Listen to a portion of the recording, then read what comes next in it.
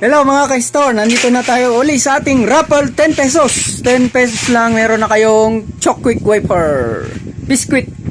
1 to 10 lang. Kasali na kayo sa raffle. Dito tayo sa free biscuit. Round 168. Aba, ang taas na. Sir Romeo ang magbubunot. Malaki ang pag-asa. Ano ang bubunutin natin? Okay. Unang mananaw. Oh, nahulog yun ah. Tika. Pause. Yan nahulog.